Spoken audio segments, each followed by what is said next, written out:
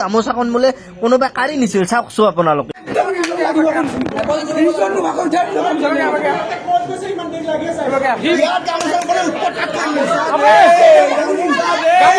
পানী মোহাৰি নিছে মোৰ আগৰ পাই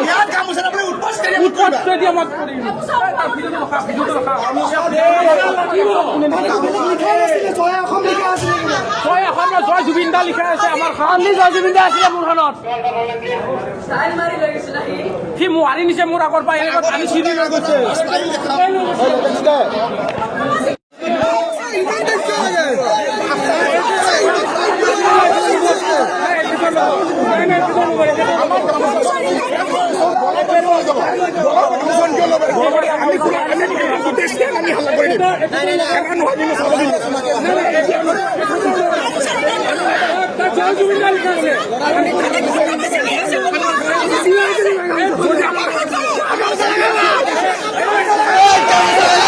জাষ্টিছ ফৰ জুবিন গাৰ্গ বুলি লিখা গামোচাখন আজৰি নিবলৈ সেই পুলিচ প্ৰশাসনৰ কথা কৈছোঁ, সেইকেইটাৰ কি বুকুকেইখন নকঁপিলেনে আপোনালোকে যে সেই গামোচাকেইখন আজৰি আনিবলৈ লাজ লাগিব লাগিছিলে।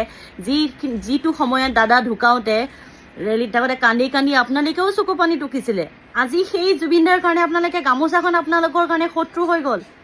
একমাত্ৰ কি বিজেপি চৰকাৰখনে কি আপোনালোকক নিৰ্দেশ দিয়াৰ কাৰণে আদেশ দিছে ভাই কিবা এই গামোচাকেইখন আঁতৰাব লাগে বুলি অৰ্ডাৰ দিয়াৰ কাৰণে।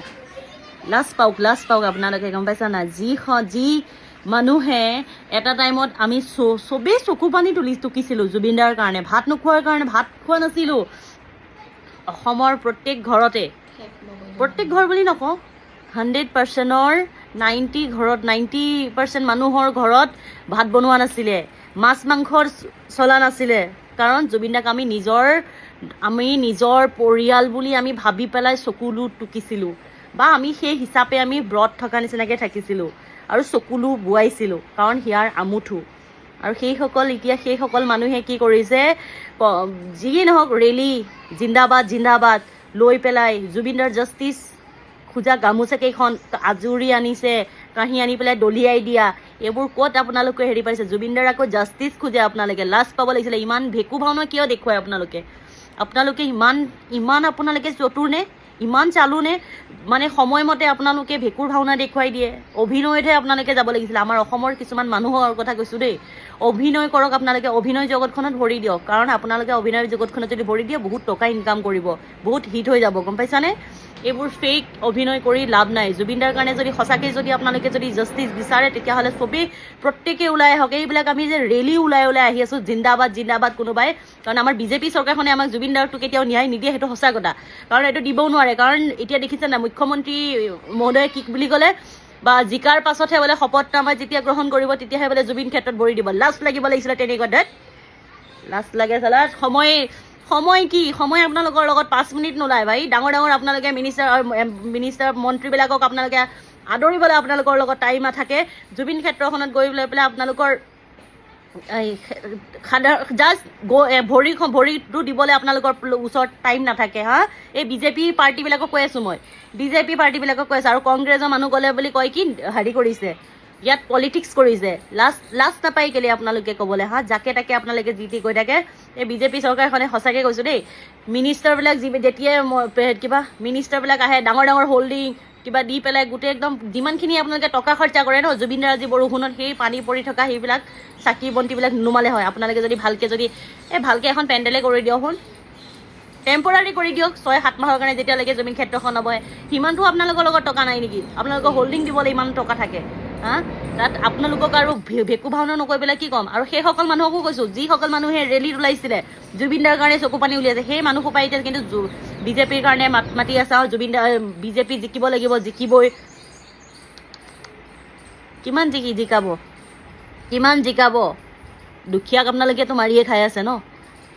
আপোনালোকে যে কৈ আছে সঁচাকৈ কংগ্ৰেছে 70 বছৰে কি কৰিলে, কংগ্ৰেছে সঁচা কথা এইটো। কংগ্ৰেছে যি দাম বঢ়াব পৰা নাছিলে, কিন্তু বিজেপি চৰকাৰখনে এইকেইটা দিনতে জুই চাই দাম কৰি দিলে। আকাশ পাতাল পাৰ্থক্য কৰি দিলে। এইটো সঁচা কথা, আপোনালোকে ঠিকেই কয়। কংগ্ৰেছে কি কৰিছিলে, কিন্তু কংগ্ৰেছৰ মানুহবিলাক ইমান চালু নাছিলে। যদি চালু হোৱা হ'লে ন আপোনালোকতকৈ বেছি হেৰি কৰিলে হয়। কিন্তু সিহঁতে সেইটো বেকু ভাওনা নকৰিলে ন, যি সত্য সত্যই। আজি চিলিণ্ডাৰ দাম একদম জুই চাই দাম হৈ গ'ল। মানুহে কোনোবাই ৰাস্তাত ওলাই পেলাই ভাত খাইছে। আজি দুখীয়া মানুহে এটা ৰিচাৰ্জ ভৰাব নোৱাৰে। এতিয়া সংসদত কৈছে, ৰাঘৱ চাদ্দাই কৈছিলে ৰিচাৰ্জৰ কাৰণে, চাহৰ কাৰণে বহুতখিনিৰ কাৰণে মাত মাতিছে, ভোটৰ কাৰণেও মাত মাতিছে।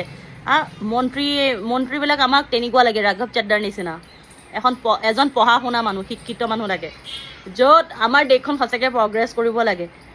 তেনেকুৱা হ'ব লাগে। যোনেই নহওক, মই XYZ, মই কাকো নাম ধৰি নকওঁ, কাক লাগে কাক নালাগে, ঠিক আছে। তেনেকুৱা মানুহ লাগে বুলি কৈছোঁ আমাৰ দেশখনৰ কাৰণে, যাক আমি নৰেন্দ্ৰ মোদী ডাঙৰীয়াৰ কথাই কৈছোঁ।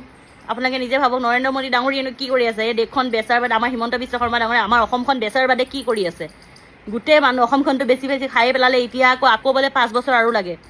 5 বছৰত আপোনালোকে কি কৰিব? গোটেই অসমখন কিন্তু মানুহকেইটা বেচিবলৈ বাকী আছে। আপোনালোকে গোটেই সম্পদটো বিক্ৰী কৰি খতমেই, কিন্তু মানুহ এতিয়াতো আপোনালোকে চাগে বলি লগাব, আমুক মানুহৰ ইমান টকা, আমুক মানুহৰ ইমান টকা বুলি আপোনালোকে বলি লগাব, নিলাম কৰিব, মানুহৰকো নিলাম কৰিব, চবকেতো নিলাম কৰিছেই।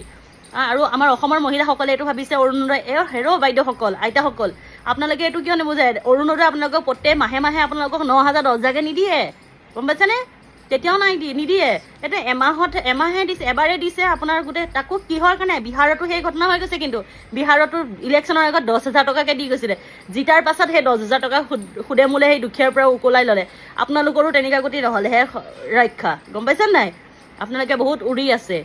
বা বিজেপি চৰকাৰ, আকৌ এইবাৰ বিজেপি চৰকাৰ, নালাগে, ঘেণ্টাও নালাগে তেনেকুৱা। জুবিন দাই সঁচাকৈ কৈছিলে, পলিটিক্স নকৰিবা বন্ধু। পলিটিক্স সঁচাকৈ যি মানুহ হেৰি হয় ন, সেইসকলক প্ৰথমৰ পৰাই গম পায়। এতিয়াতো ইমানখিনি কৰাৰ পাছতো গমেই পালোঁ আমাৰ অসমত কি লাগে কি নালাগে, আমাৰ অসমৰ মানুহৰ বিবেক কি আছে কি নাই, সেইটো ভোটৰ ইলেকশ্যনৰ পাছত চাব। কি ক'ম আৰু, আমাৰ জুবিন দাৰ কাৰণে যদি মাত মাতিব নোৱাৰে, আৰু তাতে ষ্টেডিয়ামতো ল'ৰা কেইজনমানে জুবিন দাৰ কাৰণে সেই লিখি লৈ গৈছিলে গামোচাত, সেইকেইখন থকাৰ কাৰণে সিহঁতৰ বোলে ডিষ্টাৰ্ব হৈছে। তহঁত লাজ লাগিব লাগিছিলে। ডিষ্টাৰ্ব যাৰ কাৰণে তহঁতে হেৰি কৰি আছে, অসমখনত চালা মানুহ গোটেই বিখ্যাত কৰিলে জুবিন দাই, সেই মানুহজনক তহঁতে নামটো তহঁতক গামোচাত লিখি থ'লে তহঁতৰ লাজ লাগে। সেই যোনে লিখি গৈছিলে সেইকেইটাও অকণমান নকৰা, লগতে তালত চৰ দি দিব লাগিছিলে। লগতে তহঁতে জুবিন দাৰ হৈ পেলাই তেনেকৈ কেনেকৈ ক'ব লাগিছে ডিষ্টাৰ্ব শব্দটো কেনেকৈ আনিলে? সেই গামোচাখনত যে লিখা আছিলে ডিষ্টাৰ্ব হৈছে বুলি জুবিন দাৰ কাৰণে, থালত দি দিব লাগিছিলে, চৰিয়াই দিব লাগিছিলে। যোনে কৈছিলে, যোনেই নহওক, চাহে মিনিষ্টাৰ MLA নহওক কিয়, থালত দি দিব লাগে। তেনেকুৱা ক্ষেত্ৰত জুবিন দাৰ ক্ষেত্ৰত কোনো প্ৰশ্ন আহি নপৰে, কোনে কি কৈ আছে, গম পাইছে? জুবিন দাৰ ক্ষেত্ৰত যোনেই মাত মাতিব বেয়াকৈ, যোনেই ডিষ্টাৰ্ব হৈছে বুলি কৈছে, তাকে দিব লাগে, ধৰি লেংটা কৰি পিটিব লাগে।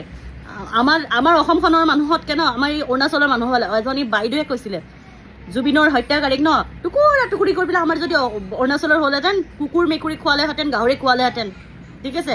কিন্তু আমাৰ অসমৰ মানুহে আমাৰ অসমৰ মানুহে পইচাৰ লগত বিক্ৰী হৈ গৈছে, সঁচাকৈ বিক্ৰী হৈ গৈছে। এইটো হৈ থাকক কিমান, আৰু নিজৰ ভৰিত নিজে কুঠাৰ মাৰি আছে, আৰু বেলেগ ক'বলৈ আমি ইমান চিঞৰি থাকিবলৈ দৰকাৰেই নাই। নিজৰ ভৰিত নিজেই কুঠাৰ মাৰি আছে। দুদিনমানৰ পাছত চাব চব চেছ, লীলাম হ'বলৈ বাকী আছে মানুহ, আমাৰ অসমৰ মানুহবিলাক।